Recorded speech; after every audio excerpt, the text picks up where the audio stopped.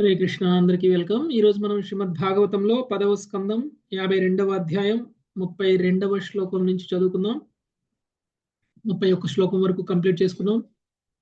So జరిగినటువంటి కథ ఏమిటి అని అంటే, రుక్మిణీదేవికి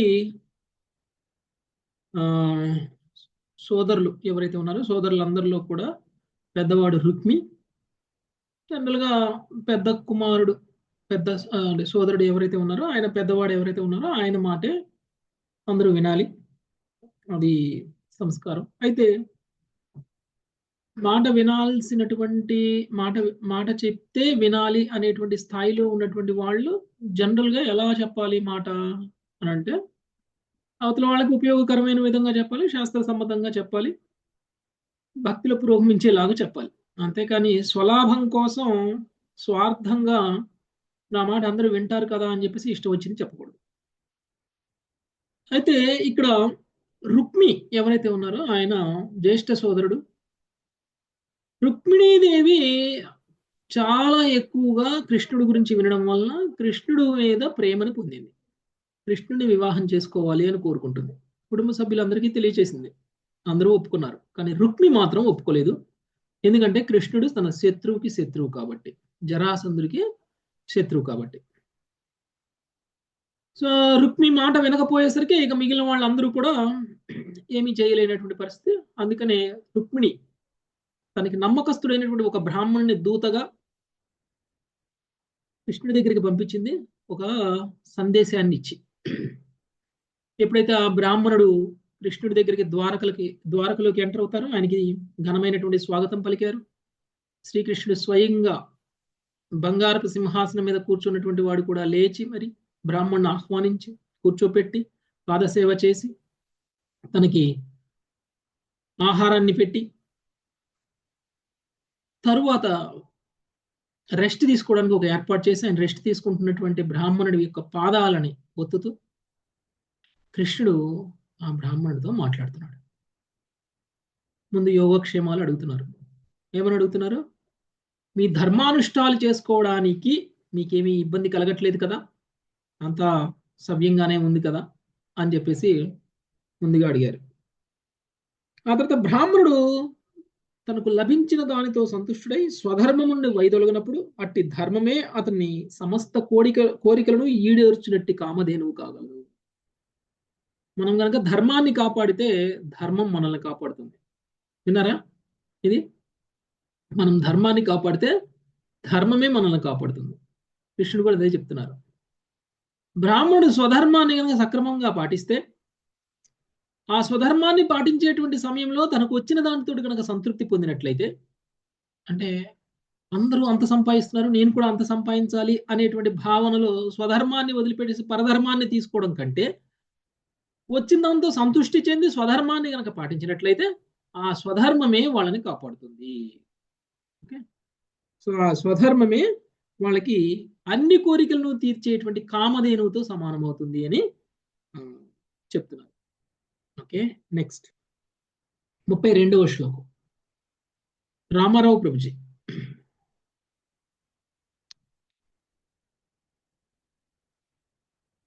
అసంతుష్టో సకృల్లోకాన్ ఆప్నోత్యపి సురేశ్వరః.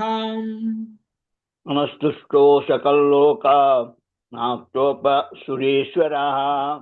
అకించనోపి సంతుష్టః శేతే సర్వాంగ విజ్వరః. అకించనోపి సంతుష్టః శేతే సర్వాంగ విజ్వరః. అసంతుష్టుడగు బ్రాహ్మణుడు ఇంద్రపదమును పొందినను ఒక లోకము నుండి వేరొక లోకమునకు నిర్విరామముగా పరిభ్రమించుచుండును. కానీ సంతుష్టుడగు బ్రాహ్మణుడు అకించనుడయ్యును సర్వాంగ తాపశూన్యముగా సుఖముగా విశ్రమించును.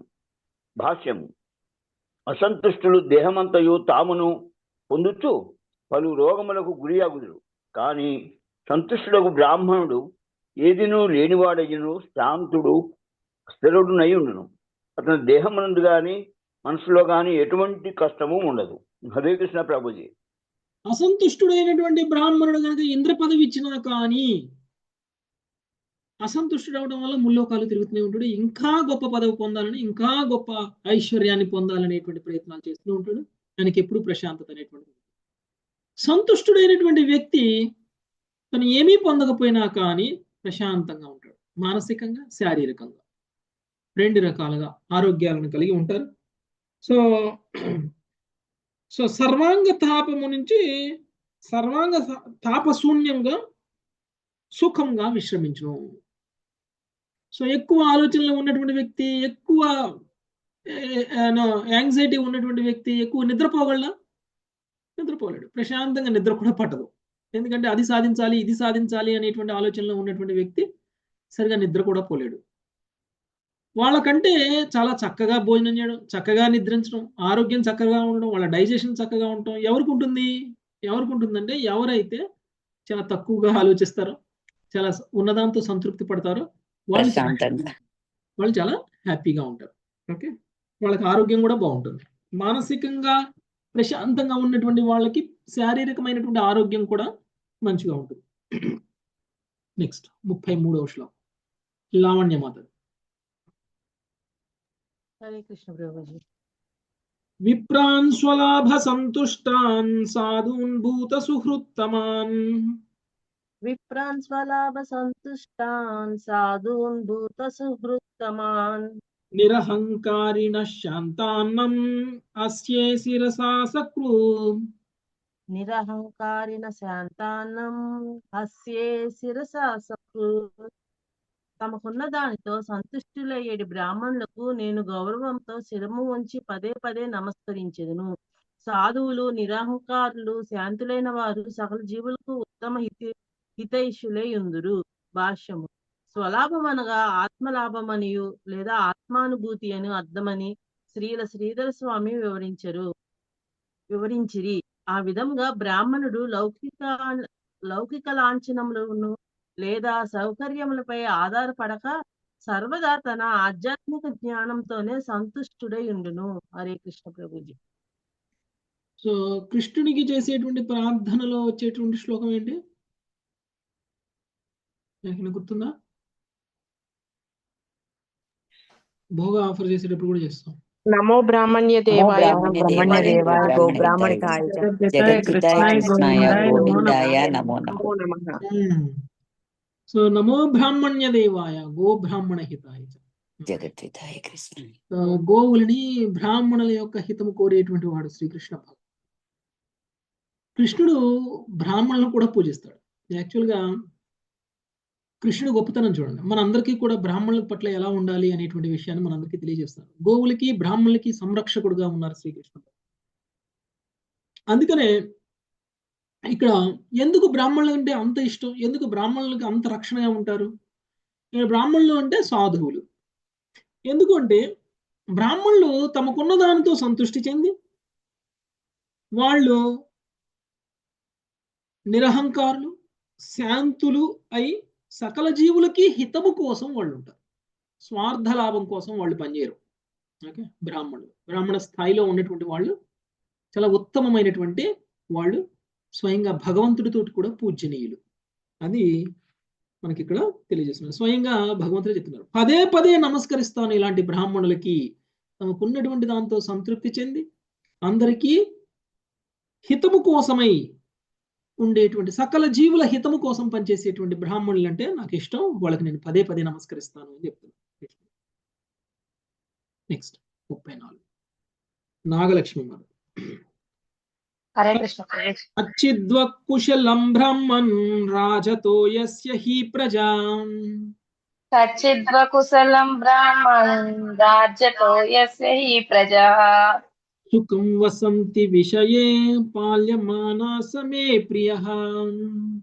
సుఖం వసంతి విషయే పాల్యమానః సమే ప్రియః. ఓ బ్రాహ్మణ, మీ క్షేమమును గురించి మీ రాజు లక్ష్య పెట్టుచున్నాడా? ఎవని రాజ్యంలో ప్రజలు చక్కగా పాలింపబడిన వారే సుఖంగా నుందురో అట్టి రాజు నాకు పరమప్రియుడు. హరే కృష్ణ ప్రభు. ఓ బ్రాహ్మణ, మీ క్షేమము గురించి మీ రాజు లక్ష్య పెట్టుచున్నాడా? ఏ రాజుకైనా సరే ఉండాల్సిన మొట్టమొదటి కర్తవ్యం ఏమిటి అంటే ఆ రాజ్యంలో బ్రాహ్మణులు క్షేమంగా ఉన్నారా లేదా చూసుకోండి. అలాంటి రాజ్యంలో ఒకవేళ రాజు గనక బ్రాహ్మణుల యొక్క క్షేమాన్ని గనక చూడకపోతే స్వయంగా భగవంతుడే అవతరించి ఆ రాజుని శిక్షిస్తారు. ఉన్నాయా సందర్భాలు? బ్రాహ్మణులను సరిగా చూసుకోలేకపోతే ఆ రాజుని శిక్షించినటువంటి సందర్భాలు స్వయంగా వీణరాజుని ఏం చేశారు బ్రాహ్మణులు వెళ్ళిపోయి? ఉగ్రంగా చూశారు, ఊహు అంటే చనిపోయింది. బ్రాహ్మణులు ఎంత పవర్ఫుల్ అంటే బ్రాహ్మణులకి రాజుని కూర్చోపెట్టగలిగే సామర్థ్యం ఉంటుంది. రాజు సరిగా పాలించకపోతే రాజుని శిక్షించే సామర్థ్యం కూడా ఉంటుంది. ఓకే, వేణరాజు విషయంలో అదే జరిగింది. ఏ బ్రాహ్మణులైతే వేణుని రాజుగా చేశారో అదే బ్రాహ్మణులు ఎప్పుడైతే వేణు సరిగా పాలించకపోతే, అదే వేణు బ్రాహ్మణులను సరిగా గౌరవించకపోతే ఈ బ్రాహ్మణులందరూ వెళ్ళి ఆ వేణరాజుని చంపేశారు. మళ్ళీ వీణరాజును చంపిన వాళ్ళు ఏమైనా రాజులయ్యారు? బ్రాహ్మణులు కాలేదు. వీణరాజు యొక్క వారసుని రాజుగా చేశారు. ఆయన ఎవరు? వీణరాజు వారసుడు ఎవరు? పృథమహారాజు కదా? పృథమహారాజుని రాజుగా చేశారు. సో వీణరాజుని యాక్చువల్గా శరీరాన్ని చెడిపోకుండా దాచిపెట్టారు కొంతకాలం. దాన్ని ప్రిజర్వేటివ్స్ వేసి చాలా జాగ్రత్తగా వీణరాజు యొక్క శరీరాన్ని దాచిపెట్టారు కొంతకాలం. తల్లిగారు రాశారు ప్రభుజీ.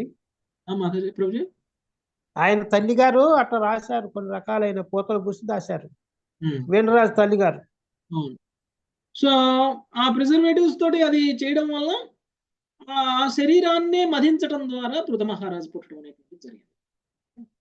సో ఆ పృథమహారాజునే తర్వాత తరానికి రాజుగా చేయడం అనేటువంటిది జరిగింది. అందుకనే రాజులు బ్రాహ్మణుల్ని క్షేమంగా ఉండేలా చూసుకుంటున్నారా లేదా అని కృష్ణుడు అడుగుతున్నారు. నువ్వు ఒక మంచి బ్రాహ్మణుడివి, నీ రాజ్యంలో నీ రాజు నీ క్షేమ సమాచారాలు చూస్తున్నారా లేదా అని అడుగుతున్నారు. ఏ రాజ్యంలో అయితే బ్రాహ్మణుల్ని చక్కగా చూస్తారో ఆ రాజ్యము అలాంటి రాజు కూడా నాకు ప్రియమైనటువంటి వాడు అని చెప్తున్నారు. నెక్స్ట్ 35 ఇందుమతి మాతాజీ. యతస్త్వమాగతో దుర్గం విస్తీర్యేహ యదిచ్ఛయా. యతస్త్వమాగతో దుర్గం నిస్తీర్యేహ యదిచ్ఛయా. సర్వం నో బ్రూహ్య గుహ్యం చేత్. సర్వం నో బ్రూహ్య గుహ్యం చేత్ కిం కార్యం కరవామతే. సర్వం నో బ్రూహ్య గుహ్యం చేత్ కిం కార్యం కరవామతే. దుర్గమమగు సముద్రమును దాటి నీవెచ్చట నుండి ఇచ్చటకు వచ్చితివి. ఏ కార్యార్థమై వచ్చితివి అది రహస్యము కానిచో అంతయు నాకు వివరింపవలసినది.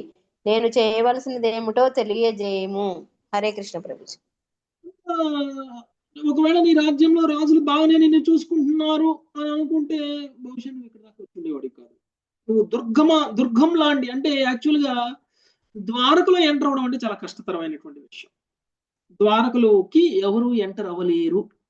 ఓకే, అది కూడా పరాయి రాజ్యానికి సంబంధించినటువంటి వాళ్ళు ద్వారకలోకి ఎంటర్ అవ్వలేరు. అంత రిస్క్ చేసుకొని నువ్వు ద్వారకలోకి వచ్చేసావు. నువ్వు ఏ కార్యార్థమై వచ్చావు?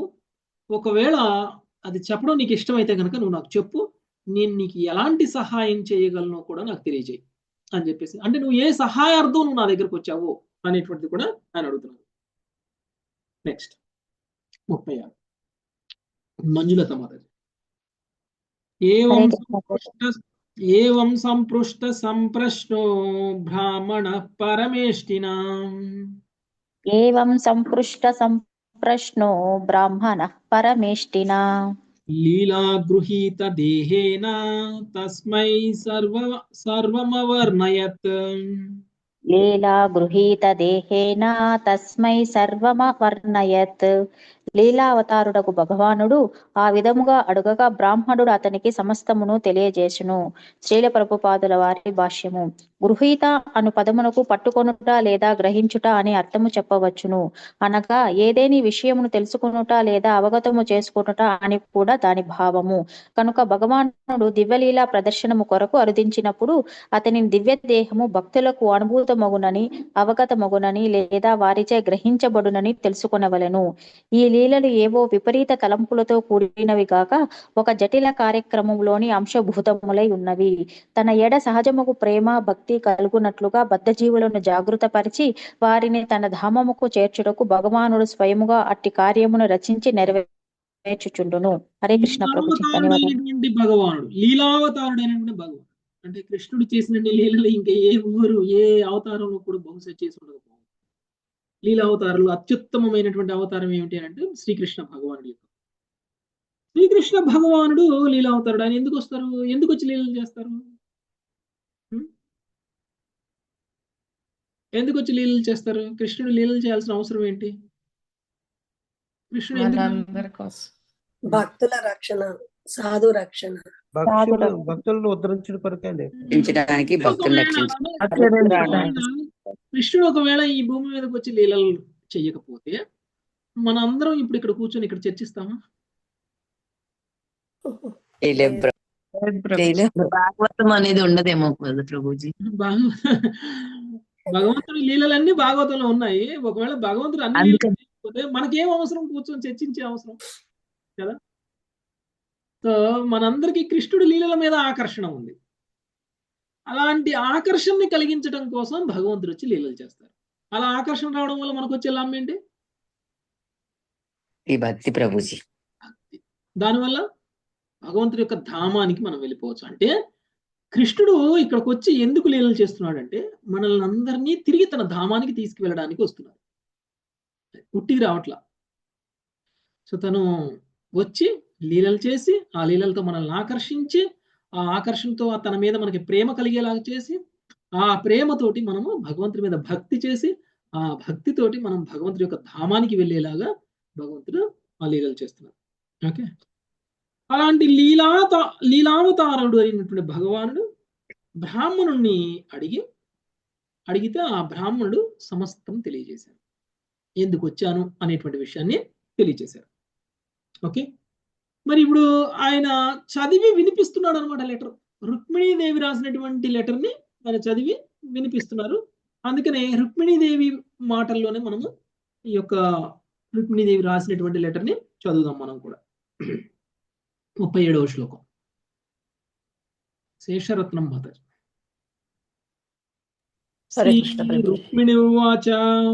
రుక్మిణ్యువాచ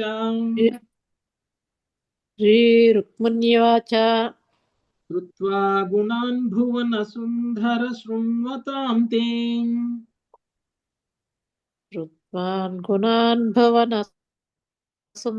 శృణ్వతాం తే. నిర్విశ్య కర్ణ వివరైర్హరతోంఘతాపం.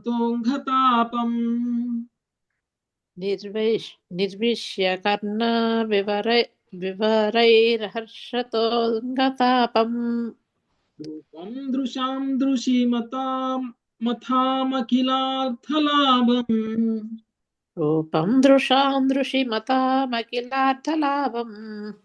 మయ్యాచ్యుతావిషిత చిత్తమపత్రపం మే.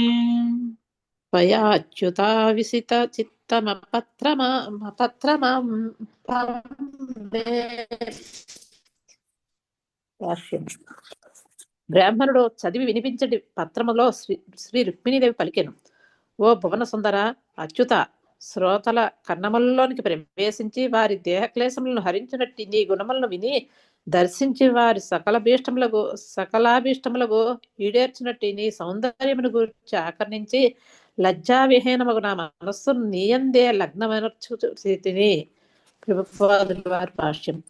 రుక్మిణీదేవి రాచకన్య, ధైర్య సాహసం కలది. పైగా శ్రీకృష్ణుని కోల్పోవట కన్నను ఆమెకు మరణమే ప్రియమైనది. ఈ విషయములన్నిటినీ విచారించినదై ఆమె నిష్కటపటము సృష్టమైన పత్రము శ్రీకృష్ణుడికి వ్రాసినదై వచ్చి తనను తీసుకుని పొమ్మని అతన్ని అర్థించినది. హరే కృష్ణ ప్రభుజీ. ఓకే. సో రుక్మిణీదేవి శ్రీకృష్ణ భగవానుని ఉద్దేశించి ఆమె ఒక లెటర్ రాశారు. అందులో ఏమని రాశారు? ఓ భువన సుందర అచ్యుత, శ్రోతల కర్ణములలోనికి ప్రవేశించి వారి దేహ క్లేశములను హరించినట్టు నీ గుణములు విని దర్శించు వారి సకలాభీష్టములను ఈడేర్చినట్టు నీ సౌందర్యముల గురించి ఆకర్ణించి లజ్జావిహీనమగు నా మనస్సును నీ యందు లగ్నమునర్చితిని. ఇంపార్టెంట్ ఏంటో చూడండి. కృష్ణుడు శ్రోతల యొక్క కర్ణాలలోకి ప్రవేశిస్తాడు. ఎలా ప్రవేశిస్తారు? కృష్ణుడు చెవలలోంచి లోపలికి వెళ్తాడంట. అదెలా? శ్రవణం ద్వారా, వినడం ద్వారా ప్రభుజీ. శ్రవణం ద్వారా. సో శ్రోతల యొక్క కర్ణములలోనికి కృష్ణ కథ, కృష్ణ నామము ప్రవేశిస్తే ఏం జరుగుతుందంట? దేహంలోని క్లేశాలన్నీ క్లేశాలన్నింటినీ హరిస్తారు. అంటే ఆది భౌతిక, ఆధ్యాత్మిక, ఆది దైవిక కష్టాలన్నీ పోతాయి. ఎస్. అంటే కృష్ణ కథ వింటే, కృష్ణ నామం వింటే మనకి అది మనకున్నటువంటి అన్ని రకాల తాపాల నుంచి కూడా ఉపశమనాన్ని కల్పిస్తుంది. రుక్మిణీదేవి స్వయంగా కృష్ణుడికి రాస్తూ ఆయన ఉంటుంది, శ్రోతల కర్ణములలోనికి ప్రవేశిస్తావు కథ ద్వారా, తన నామము ద్వారా ఆయన ప్రవేశిస్తారు. ఓకే. కృష్ణుడి కంటే ఎక్కువ కృప కలిగినది ఎవరు అనంటే కృష్ణుడి యొక్క నామం. ఓకే. అందుకనే కర్ణాల్లోకి ప్రవేశించి వారి దేహ క్లేశములను హరించినట్టు నీ గుణములను విని దర్శించు వారి సకలాభీష్టములను ఈడేర్చినట్టు నీ సౌందర్యమును విని నీ సౌందర్యము గురించి ఆకర్ణించి, అంటే నీ యొక్క అందం గురించి కూడా నేను విన్నాను. ఎలాంటిదంట నీ అందం? ఎవరైతే నిన్ను దర్శనం చేసుకుంటారో ఆ దర్శనం చేసుకున్నటువంటి వ్యక్తి యొక్క సకల కోరికలు తీరిపోతాయి. అంటే ఇంకా భగవంతుడి ముఖం చూస్తే వచ్చినటువంటి ఆనందం ఇంకా ఏది పొందినా ఉండదు. అలాంటి అద్భుతమైనటువంటి సౌందర్యాన్ని కలిగినటువంటి రూపము శ్రీకృష్ణ భగవానుడి.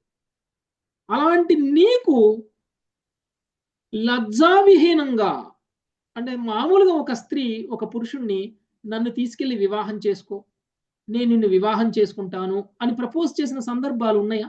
ఎక్కువ తక్కువ ఉంటే? తక్కువ ప్రభుజీ అడగడం. ఎక్కడైనా సరే లవ్ మ్యారేజ్ చూడండి, అబ్బాయి అమ్మాయిని ప్రపోజ్ చేస్తాడా, అమ్మాయి అబ్బాయిని ప్రపోజ్ చేస్తాడా? అబ్బాయి అంటే ఏంటి, అమ్మాయిలు ప్రేమించరా, అబ్బాయిలే ప్రేమిస్తారా? అంటే ప్రేమించనే కానీ అబ్బాయిల ద్వారా చెప్పించుకుంటారు. అమ్మాయిలు బయటపడరు, ముందు బయటపడరు. అమ్మాయిలు ముందు బయటపడరు, అబ్బాయిలు ముందు బయటపడతారు. కానీ ఇక్కడ ఏం జరుగుతుంది? ఉల్టా. ఒకవేళ జరిగితే గనక మనం ఏముంటాం అలాంటి అమ్మాయిని, ఈ అమ్మాయికి సిగ్గు లేదు, ఈ అమ్మాయికి కొంచెం కూడా సిగ్గు లేదు, బిడియం లేదు మనసు అనుకుంటారు ప్రభుజీ. రాములు వారి సీత ఫస్ట్ అనుకున్నారు, సీతాదేవి. మనసులోనే స్వయంవరం ప్రభుజీ, కాదు మాతాజీ, మనసులో అనుకోవడం, మనసులో అనుకున్న దాన్ని బయటికి చెప్పడం వేరు. ఓకే, చెప్పేశారు కదా ప్రభుజీ, రుక్మిణి మాత చెప్పేశారు. మనసులో అనుకోని కూడా అబ్బాయి చెప్పిన దాకా వెయిట్ చేస్తారు. హరే కృష్ణ ప్రభుజీ. మరి సీతాదేవి స్వయంవరం అంటే రామునికి తనే ముందు అడిగినట్టు కదా, అంటే అలా కదా? స్వయంవరంలో ఆప్షన్ లేదు. ఈయనైతే బాగున్నాను మనసులో అనుకున్నారు. అది స్వయంవరంలో వరుణ్ణి ఎంచుకోవడం అనేది అది ఫార్మల్ ప్రాసెస్. అది లజ్జావిహీనం కాదు. నాన్నగారు పర్మిషన్ ఇచ్చారు, వాళ్ళ నాన్న పర్మిషన్, అలాంటి రకం పెళ్లి. ఆ పోటీలో గెలిచిన వాళ్ళని ఏం వివాహం చేసుకోవడం అనేది అది ఆనవాయితీ. ఓకే, కానీ ఇక్కడ అలా కాదు కదా. నేను నిన్ను ప్రేమిస్తున్నాను, నన్ను వచ్చి ఎత్తుకొని పో అని చెప్తుంది. ఓకే, సో అలా చెప్పడం అనేటువంటిది లజ్జావిహీనం. లజ్జావిహీనమగు నా మనస్సును నీయందే లగ్నము నర్చితిని అని రుక్మిణీదేవి చెప్తున్నారు. Okay, next 38. నరసింహారావు ప్రభు. ఆత్వా ముకుంద మహతీ కులశీల రూపం, మాత్మా ముకుంద మహతీ కులశీల రూప, విద్యా వయోధ్ర వినధామభిరాత్మతుల్యం, విద్యా వయోధ్ర వినధామ విరాత్మతుల్యం ధీరాపతిం కులవతీన వృణీత కన్యాం ధీరాపతిం కులవతీన వృణీత కన్యా కాలే నృసింహ నరలోక మనోభిరామం కాళే నృసింహ నరలోక మనోభిరామం. ఓ ముకుంద, కులము, శీలము, రూపము, విద్య, వయసు, ధనము, ప్రభావములందు నీకు నీవే సమానుడవు. ఓ పురుష సింహమా, నీవు నరలోక మనోభిరాముడవు. ఉత్తమ వంశజురాలు ధీరాలుగను ఏ కన్యక యుక్త సమయమున అరుదించినప్పుడు నిన్ను పతిగా వరించుకుండును. ధన్యవాదాలు. ఓ ముకుంద, కులము, శీలము, రూపము, విద్య, వయస్సు, ధనము, ప్రభావముల యందు నీకు నీవే సమానుడు. భగవంతుడు సంబంధించినటువంటి మనం నిర్వచనం విన్నప్పుడు మనం ఏమనుకున్నాం? 6 రకాల ఐశ్వర్యాలని సంపూర్ణంగా కలిగి ఉన్నటువంటి వాడు భగవానుడు. ఏది తక్కువ లేదు భగవంతుడికి కదా. అన్నిట్లోనూ ఉత్తముడే. కులము, శీలము, రూపము, విద్య, వయస్సు, ధనము అనేటువంటి ప్రభావం నందు నీకు నీవే సమానం. అంటే నీకు ఎవరూ పోటీ లేరు, నీకు ఎవరు పోటీ లేరు. అలాంటి నీవు ఓ పురుష సింహమా, నీవు నరలోక మనోభిరాముడవు. అంటే మనుషులందరూ కూడా నిన్ను ఇష్టపడేటువంటి వాళ్ళే. అందరి మనసులో నీ మీద ఇష్టమే ఉంటుంది కదా. అలాంటి నీవు ఉత్తమ వంశజురాలు, దీనురాలు అగు ఏ కన్యక యుక్త వయస్సును అరుదించినప్పుడు నిన్ను పతిగా వంచకూడదు. యుక్త వయసుకు వచ్చినటువంటి ఏ ఉత్తమ స్త్రీ అయినా సరే నిన్ను పొందాలి అని కోరుకోకుండా ఉంటుందా? అలాంటి వయస్సు ఉన్నటువంటి వాడివి, అలాంటి అందం ఉన్నటువంటి వాడివి, అలాంటి ఐశ్వర్యం ఉన్నటువంటి వాడివి, అలాంటి గుణగణాలు కలిగినటువంటి వాడివి, అలాంటి ఉత్తమ కులాన్ని కలిగి ఉన్నావు. అన్ని రకాలుగా అర్హత పొందినటువంటి నువ్వు నీకు సరిజోడి అంటే యుక్త వయసు వచ్చినటువంటి ఏ స్త్రీ అయినా సరే నేను వద్దు అనుకోలేదు. అలాంటి క్యారెక్టర్ నీది అని చెప్తుంది. నెక్స్ట్ అమృతమాతాజీ.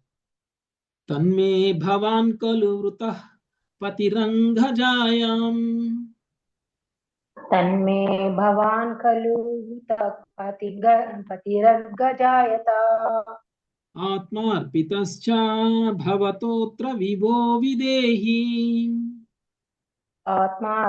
ఆత్మార్పితశ్చ భవతోత్ర విభో విదేహి వీరభాగం అభిమర్శతు చైద్య ఆరాం మా వీరభాగా విమర్శతు చైద్యహారాద్ గోమాయువన్మృగ పతేర్బలిమం భుజాక్షం గోమాయువా మృగ పతిర్బేలి మంబుజాక్ష. హరే కృష్ణ ప్రభుజీ. ఓ ప్రభు, కనుక నేను నిన్ను పతిగా ఎన్నుకొంటిని, నీకే ఆత్మ సమర్పణను కావించి తిని. ఓ సర్వశక్తిమంతుడా, సత్వరమే అరుదించి నన్ను పత్నిగా చేసుకొనుము. ఓ కమలలోచన, సింహపు పాలి సొమ్మును అపహరించ యత్నించడి అపహరించడి నక్కవలే శిశుపాలుడు ఎన్నడును నీ వీరభాగమును సృజింపకుండును గాక. హరే కృష్ణ. ఓ ప్రభు, కనుక నేను నిన్ను పతిగా ఎంచుకుంటుంది, నీకే ఆత్మ సమర్పణము కావించదని. ఓ సర్వశక్తిమంతుడా, సత్వరమే అరుదించి నన్ను పత్నిగా చేసుకునము. ఓ కమలలోచన, సింహపు పాలిసొమ్మును అపహరించ యత్నించడి నక్కవలే శిశుపాలుడు ఎన్నడను నీ వీర భాగమును స్పృశించకుండుగాక. డైరెక్ట్ గా ఒకే శ్లోకంలో మొత్తం చెప్పేసింది. నేను నీకు సొంతం, నీకు సొంతమైనటువంటి నన్ను శిశుపాలుడు తాకకుండా చూసుకో. సింహపు భాగాన్ని నక్క ఎలా పొందాలి అనేటువంటి ప్లాన్లు వేసి చేస్తుందో అలా నీకు చెందినటువంటి నన్ను శిశుపాలుడు పొందాలి అనేటువంటి ప్రయత్నం చేస్తున్నాడు. అందుకనే నువ్వు వచ్చి నన్ను పత్నిగా చేసుకో, నేను నిన్ను పతిగా పొందాలని కోరుకుంటున్నాను అని రుక్మిణీదేవి ఆ లెటర్లో మెన్షన్ చేసింది. నెక్స్ట్ 40వ శ్లోకం సుజాత మాతాజీ. పూర్తేష్ట దత్త నియమవ్రత దేవ విప్ర పూర్తేష్ట దత్తా నియమవ్రత దేవ విప్ర గుర్వర్చనాధిభిరలం భగవాన్ పరేశః గుర్వచ్చనాదిభిరలం భగవాన్ పరేశః ఆరాధితో యది గదాగ్రజ ఏత్యపాణిం ఆరాధితో యది గదాగ్రజయేత్య పాణిం గృహ్ణాతు మేనాధమఘోష సుతాధయోన్యే గృహ్ణాతు మేనాదమఘోష సుతాదయోన్యే. పుణ్యకార్యములు, యజ్ఞములు, దానములు, వ్రత నియమములు, దేవ బ్రాహ్మణ గురుజనుల అర్చనము ఉన్నగు వాని ద్వారా నేను దేవదేవుని తగినంతగా అర్చించి ఉంటినేని గదాగ్రజుడే వచ్చి నా కరమును పట్టుగాక. దమ ఘోష సుతాదులు నన్ను చేపట్టకుందురుగాక. భాష్యం. ఆచార్యులు ఈ శ్లోకమును ఇట్లు వ్యాఖ్యానించిరి. ఒకే ఒక్క జీవితంలోని ప్రయత్నములచే ఎవడును శ్రీకృష్ణుని పొందజాలడని రుక్మిణి తలచెను. అందువలన శ్రీకృష్ణుడు వచ్చినట్లుగా ఒప్పించుటకై ఆమె ప్రస్తుత జన్మలోను పూర్వ జన్మలలోను తాను చేసినట్టి పుణ్యకార్యములను గంభీరంగా తెలియచేసినది. హరే కృష్ణ ప్రభుజీ, ధన్యవాదాలు. శ్రీకృష్ణుడు పొందాలి అనేటువంటి కోరిక ఉంటే సరిపోతుందా? కృష్ణుడు వచ్చేస్తాడా? కృష్ణుడు మనం కోరుకున్నటువంటి విధంగా మనకి దర్శనం ఇచ్చేసి మనం కోరుకున్న విధంగా మనతో ఆ రిలేషన్ ఎస్టాబ్లిష్ చేసుకుంటారా?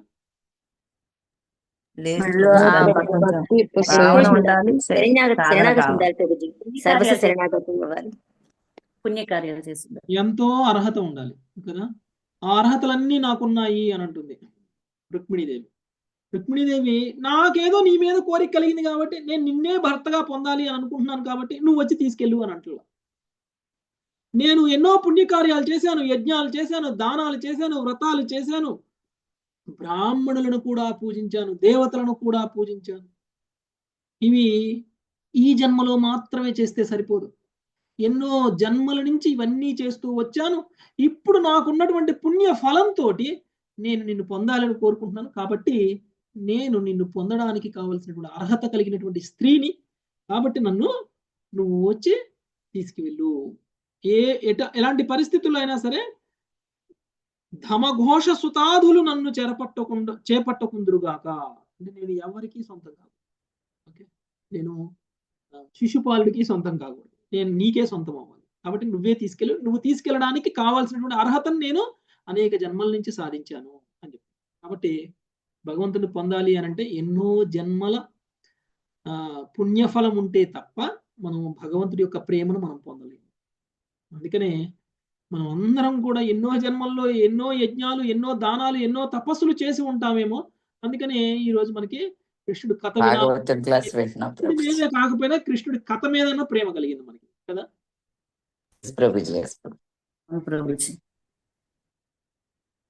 నెక్స్ట్, ఇలాంటి గురువులు కూడా దొరకాలి కదా ప్రభుజీ మాకు. ఇలాంటి గురువులు సాన్నిధ్యం కావాలి కదా ప్రభుజీ. సత్యవతి మాతాజీ చదువు. హరే కృష్ణ ప్రభుజీ. శోభాని త్వమ జ్యోతిద్వహనే విదర్భాన్ శోభావిని త్వమజితో ద్వహనే విదర్భాన్ గుప్త సమేత్య వృతనాపతిభిః పరీతః సమేత్య పృతనాపతిభిః పరీతః నిర్మధ్య చైధ్యా మగధేంద్ర బలం ప్రసహ్య నిర్మధ్య చైతమగధేంద్ర బలం ప్రసహ్య మాం రాక్షసేన విదినోద్వహ వీర్యశుల్కాం మాం రాక్షసేన విదినోద్వహ వీర్యశుల్కాం ఓ అజితుడా, రేపు నా వివాహ కార్యము ఆరంభమగినప్పుడు నీవు గుప్తముగా విదర్భకు అరుదెంచి నీ సేనాపతులచే పరివృతుడనవై చైత్య మగధేంద్రాదుల సేనను అణచివేసి వీరశుల్కముతో గెలిచి నన్ను రాక్షస విధిని వివాహం చేసుకున్నాము. ప్రభుపాదుల వారి భాషము. దేవాది దేవుడు శ్రీకృష్ణ భగవాను గ్రంథమున శ్రీల ప్రభుపాదులు తెలిపినట్లుగా రాజకులమును పుట్టిన రుక్మిణీదేవిని నిక్కముగా రాజ వ్యవహారంలో మంచి పట్టు ఉన్నది. ఒంటరిగాను గుప్తముగాను నగరంలో ప్రవేశించి పిదప సేనాపతితో పరివృతుడు కమ్మని ఆమె కృష్ణునికి సలహా ఇచ్చింది. అప్పుడు అతడు చేయవలసిన చక్కగా నిర్వహించగలడు. శ్రీల విశ్వనాథ చక్రవర్తి ఠాకూర్ రాబో యుద్ధమందు లక్ష్మీదేవిని పొందటకే భగవాన్ చేసి సముద్ర మంథనముతో పోల్చిరి. అట్టి మందనంలో దివ్య శోభ లేని రుక్మిణీదేవి లభింపగలదు. హరే కృష్ణ ప్రభుజీ. ప్రణామాలు. ఓ అజితుడా అని ఎందుకు ఈ శ్లోకంలో అజితుడా అని ఎందుకు అన్నది ప్రత్యేకించి? అది సముద్ర మందనంలో అజితుడుగా అక్కడ చేశారు ప్రభుజీ కదా. ఈ శ్లోకంలో అజితుడా అనడానికి కారణం ఏంటి? అజితుడా అంటే ఏంటి మీనింగ్?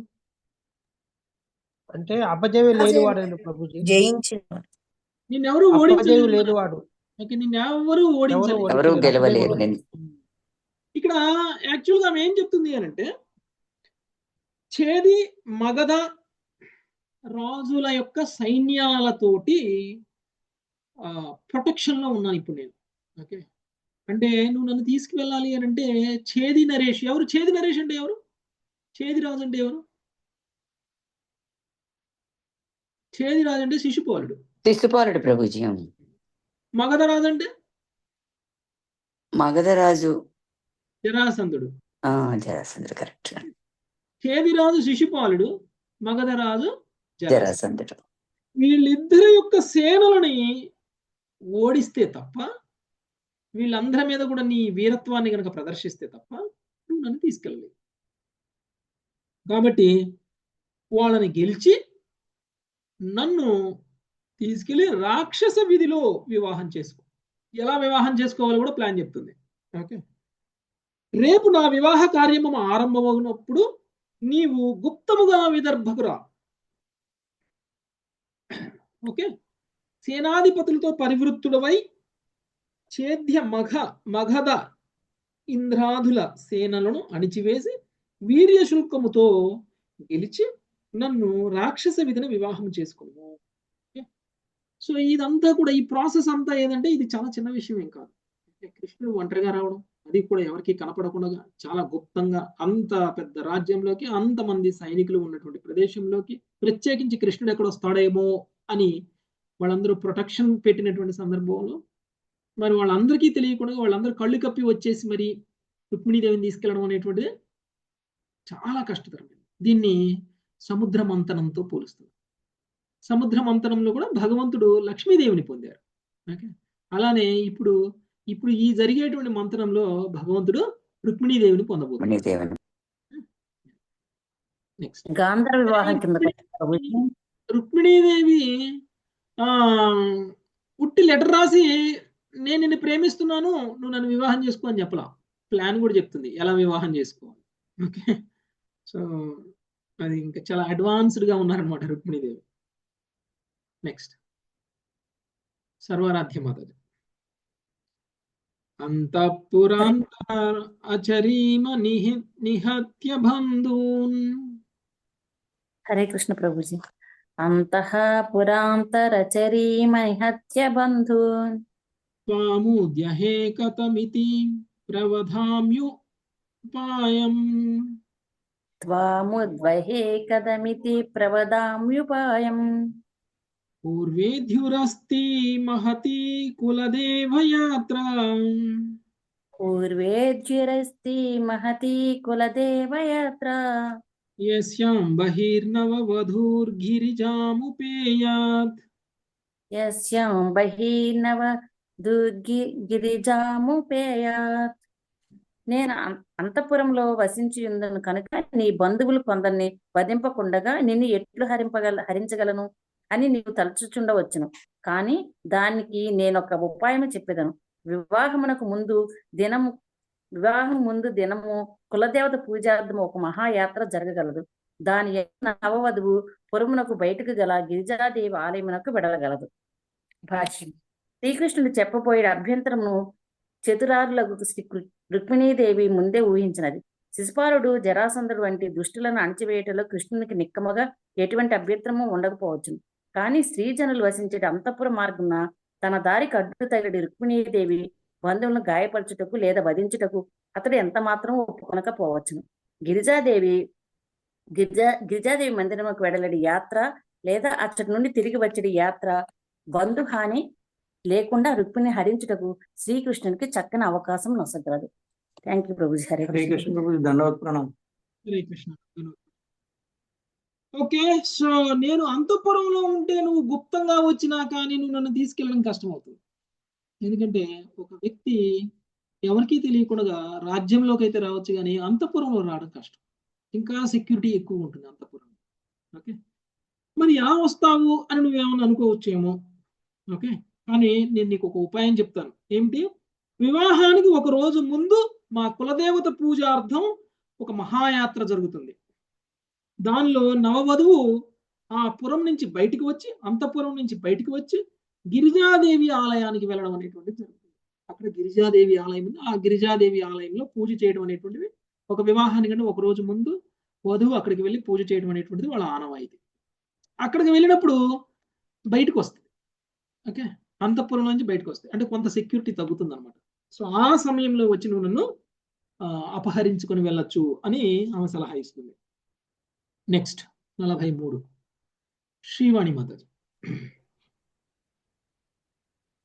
యశాంగ్రి పంకజ రజ స్నపనం మహంతో యస్యాంగి పంకజ రజస్నపనం మహంతో వాంఛద్యుమాప తిరివాత్మతమోపహంత్యై వాంఛాంత్యుమాపతిరివాత్మతమోపహత్యై యర్హ్యాంబుజాక్షా నలభేయ భవత్ప్రసాదం యర్హ్యాంబుజాక్ష నలభేయ భవప్రసాదం జహ్యామసూన్వ్రత కృశాన్ శతజన్మభిష్యాన్ జహ్యమాసూన్ వ్రతకృశాన్ జన్మభిః స్యాత్.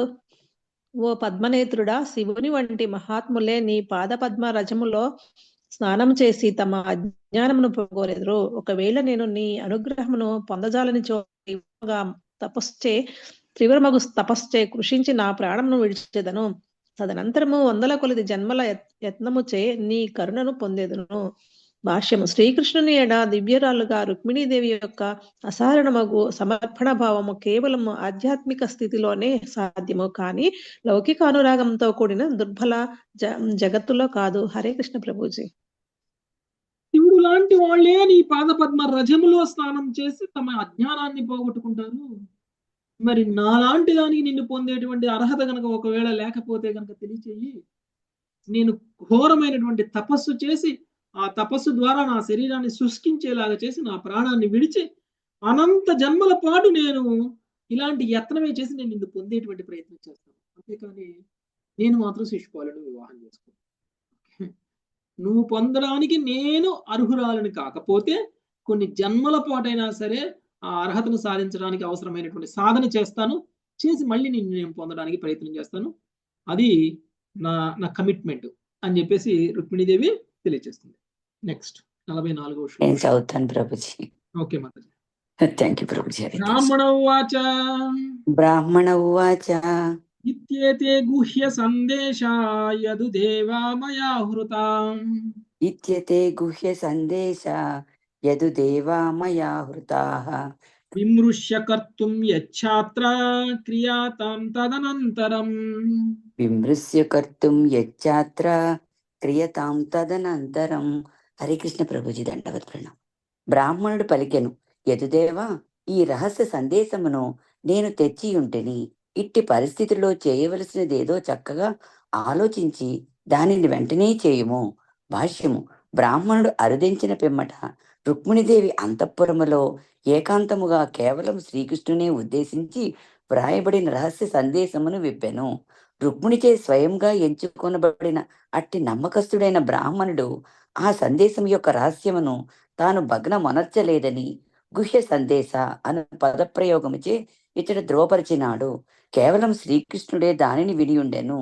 రుక్మిణీదేవి వివాహ సమయము శీఘ్రగతిన సమీపించుచున్న కారణమున ఆ దేవదేవుడు వెంటనే కార్యసన్నద్ధుడు కావలసి ఉన్నది. మహాశక్తి సంపన్నమగు యదువంశమునకు అధిపతిగా శ్రీకృష్ణుడు వెంటనే నిర్ణయము తీసుకొని అవసరమైన తన అనుయాయులను వెంట తీసుకుని పోవాలనని యదుదేవ అను పదము సూచించును. శ్రీమద్ భాగవతమునందలి శ్రీకృష్ణునికి రుక్మిణీదేవి సందేశమును పంపుటాను దశమ స్కందములోని 52వ అధ్యాయమునకు శ్రీ శీల ఏసీ భక్తి వేదాంత స్వామి ప్రభుపాదుల వారి విరమణ శిష్య ప్రణీతముగా భాష్యము సమాప్తము. Thank you Prabhuji. గొంతు ఇంకా బాగాలేదు, సారీ ప్రభుజీ. బ్రాహ్మణుడు మాట్లాడుతున్నారు. రుక్మిణీదేవి ఇచ్చినటువంటి సందేశాన్ని నీకు ఇప్పుడు వినిపించాను. రుక్మిణీదేవి ఇచ్చినటువంటి సందేశం రహస్య సందేశం. అంటే బ్రాహ్మణుడు ఆ సందేశాన్ని ఇంతవరకు చదవలేదు. రుక్మిణీదేవి సందేశాన్ని ఇస్తే ఆ సందేశాన్ని దారిలోనే చదివేసి ఇంకో 10 మందికి చెప్పి తీసుకొచ్చి కృష్ణుడికి ఏం చెప్పలేదు. రహస్యాన్ని రహస్యంలానే ఉంచారు. కేవలం కృష్ణుడి ముందే దాన్ని ఓపెన్ చేసి చదివారు. అందుకని ఇది రహస్య సందేశం అని అంటున్నారు. ఇలాంటి పరిస్థితుల్లో చేయవలసింది ఏందో చక్కగా ఆలోచించి దాన్ని వెంటనే చేయండి అని బ్రాహ్మణుడు శ్రీకృష్ణుడికి సలహా ఇచ్చాడు. నేను చేయాల్సిన పని చేసేసాను. రుక్మిణీదేవి రహస్యంగా ఈ సందేశాన్ని మీకు చేరవేయాలని చెప్పింది, నేను చేరవేశాను. ఇప్పుడు మీ నిర్ణయం. ఇప్పుడు మీరు ఏం చేయాలనుకుంటున్నారు అది వెంటనే చెయ్యండి అని చెప్పేసి బ్రాహ్మణుడు చెప్తున్నారు. ఎందుకంటే శీఘ్రమే వివాహం చేసుకోబోతున్నటువంటి రుక్మిణిని ఒకవేళ ఆయన వివాహం చేసుకోవాలి అని అనుకుంటే వెంటనే ఆయన సన్నద్ధం అవ్వాలి. అంతేకాదు ఆయన ఒక్కడే పోతే చాలదు, ఆయన సైన్యంతో కలిసి వెళ్ళాలి అని చెప్పేసి చెప్తుంది. ఓకే, ఇక్కడికి రుక్మిణీదేవి రాసినటువంటి సందేశాన్ని కృష్ణుడికి చేరవేయడం అనేటువంటిది కంప్లీట్ అయింది. ఇక కృష్ణుడు ఏం నిర్ణయం తీసుకుంటారో ఆ సందేశాన్ని విన్న తర్వాత రుక్మిణీదేవి దగ్గరికి వెళ్ళరా, వెళ్తే రుక్మిణిని తీసుకురారా అనేటువంటి విషయం మనము రేపు చూద్దాం. Okay, thank you very much. ఈ సమ్మరీ, నెక్స్ట్ చాప్టర్ సమ్మరీ ఒకటి చదువుకొని ఫస్ట్ శ్లోకం నుంచి ఏం జరుగుతుంది అనేటువంటిది రేపు చూద్దాం. ప్రభుజీ రేపు క్లాస్ ఉందా ప్రభుజీ? ఉంది. గంగా ఎవరు చదువుతారు రేపు ఫెస్టివల్ గా ప్రభుజీ? ఓకే,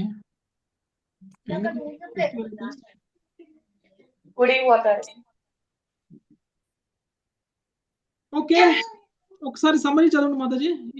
53వ అధ్యాయం సమ్మరీ ఎవరు చదువుతారు? ఎవరు? ఓకే, చదవండి మాతాజీ. ఇందుమతి మాతాజీ నేనైతే నీకు ఇచ్చిన. చదవండి మాతాజీ. హరే కృష్ణ. 53వ అధ్యాయం శ్రీకృష్ణుడు రుక్మిణిని అపహరించడం. శ్రీకృష్ణుడు విదర్భ రాజధాని కుండిన నగరమును కేరి బలశాలురగు శత్రువుల సన్నిధిలో రుక్మిణిని అపహరించిన విధము ఈ అధ్యాయంలో వివరింపబడినది. బ్రాహ్మణ దూత రుక్మిణీదేవి సందేశమును చదువుగా వినినవాడై శ్రీకృష్ణుడు అతనితో, నేను నిజంగా రుక్మిణి ఎడ ఆకర్షితుడనై ఉన్నాను. నేను ఆమెను వివాహమాడుటను ఆమె సోదరుడు రుక్మి నిరోధించుతున్నట్లు కూడా నేను ఎరుగుదును. కనుక కాష్టమును మతించి అగ్నిని రగిలించిన చందమున అధములగు రాజులను అణిచివేసి నేను ఆమెను అపహరించగలను అని పలికెను. రుక్మిణిని శిశుపాలునికిచ్చి వివాహం చేయుటకు కేవలం 3 రోజులే మిగిలి ఉన్నందున శ్రీకృష్ణుడు వెంటనే దారకునిచే రథమును సిద్ధము చేయించెను. పెదప అతడు వెంటనే విదర్భకు ప్రయాణమై కేవలం ఒక రేయిలోనే అతడుకు చేరుకొనెను. పుత్రుడకు రుక్మి ఎడల గల ప్రేమలో చిక్కుకొనిన భీష్మకుడు తన కుమార్తెను శిశుపాలునికే ఇచ్చుటకు సిద్ధపడి అవసరమైన ఏర్పాట్లన్నింటినీ పర్యవేక్షించెను. అతడు నగరమును పలు రీతులలో అలంకరింపజేసెను. ముఖ్య మార్గములను, కూడలి ప్రాంతములను చక్కగా శుభ్రం చేయించెను. చేదీ దేశ రాజగు దమఘోషుడు కూడా తన పుత్రుని వివాహం కొరకు చేయవలసిన ప్రతి కార్యమును పూర్తి చేసి విదర్భకు అరుదించెను. భీష్మక రాజు అతనికి ఎదురేగి సత్కరించి చక్కని విడిదిని ఏర్పాటు గావించెను. జరాసంధుడు, శాల్వుడు, దంతవక్రుడు మున్నగు ఇతర రాజులు కూడా వివాహం చూచుటకు అర్థించిరి.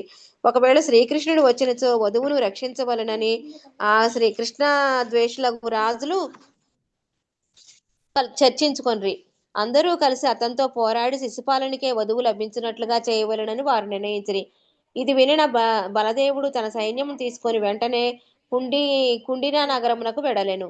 వివాహమునకు ముందు రాత్రి రుక్మిణి నిద్రింపబోవునదై బ్రాహ్మణుడు గాని శ్రీకృష్ణుడు గాని రాకపోవటను గాంచి మిగుల చింతించి తన దురదృష్టమును నిందించుకొనసాగెను. కాని ఇంతలో శుభశకునముగా ఆమె ఎడమ పార్శ్వము అదిరెను. నిజముగానే కొలది క్షణములలో బ్రాహ్మణుడు అచ్చటికి వచ్చి శ్రీకృష్ణుడు తెలిపినదంతయు ఆమెకు చెప్పెను. ఆమెను అపహరించుటకు శ్రీకృష్ణుడు చేసిన దృఢ ప్రతిజ్ఞను కూడా తెలియజేసెను. కృష్ణ బలరాములు అరుదించిరని వినినంతటా భీష్మకుడు మంగళవాద్యములతో ఎదురేగి స్వాగతం పలికెను. అతడు వారిని వివిధ కానుకలతో అర్చించి పిదప వారికి విడిది గృహములను ఏర్పాటు చేసెను. ఆ విధముగా అతడు ఇతర రాజ అతిథులను ఆదరించినట్లుగా కృష్ణ బలరాములను కూడా మిగుల ఆదరించెను. విదర్భజనుడు శ్రీకృష్ణుని గాంచినంతటా కేవలము అతడే రుక్మిణికి తగిన వరుడని పరస్పరము చర్చించుకొనసాగిరి. తమ పుణ్యవశమున శ్రీకృష్ణుడే రుక్మిణిని చేపట్టవలనని వారు ప్రార్థించిరి. అంబికాలయమును దర్శించవలసిన సమయము అర్థించినంతటా రుక్మిణీదేవి పలువురు భటులచే పరివృత్తమై అతడుకు వెడలెను. అంబికకు ప్రణమిలిన పిమ్మట ఆమె శ్రీకృష్ణుడు తన భర్త కావాలని ప్రార్థించెను. పెదప ఆమె సఖీ హస్తమును పట్టుకొని అంబికాలయం నుండి వెడలగా చెప్పనలవి కాని ఆమె సౌందర్యమును గాంచి అతట నున్న మహావీరులందరూ తమ ఆయుధములన్నీ విడిచి మూర్ఛితులై నేలబడరి. శ్రీకృష్ణుడు కనబడినంత వరకు రుక్మిణీదేవి సావధానముగా అడుగులు వేసినది. పిదప ఎల్లరూ గాంచుండగా శ్రీకృష్ణుడు రుక్మిణిని రథంపై నెక్కించుకొనెను.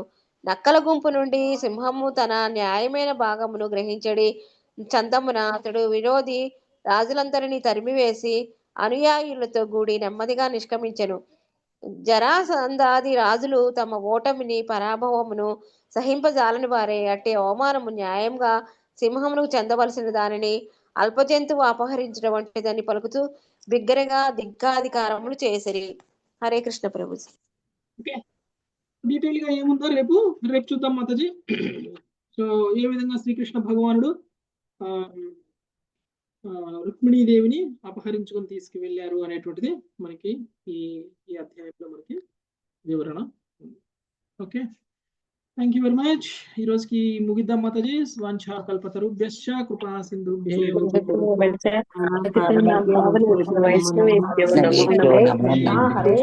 కృష్ణ హరే కృష్ణ కృష్ణ కృష్ణ హరే హరే రామ హరే రామ హరే కృష్ణ ప్రభుజీ. హరే కృష్ణ ప్రభుజీ. మనం అందరం కోరుకున్నది లభించాలి అనంటే ఓకే, కృష్ణుడిని దర్శించుకొని కృష్ణుడికి చెప్తే దానికంటే కూడా కృష్ణుడికి లెటర్ రాసిస్తే ఆ లెటర్ ద్వారా మీ కోరికలన్నీ తీరిపోతాయి. ఓకే, త్వరగా స్పందిస్తారు ప్రభుజీ. త్వరగా స్పందిస్తారు. వచ్చి తీసుకొని వెళ్ళిపోతున్నారు.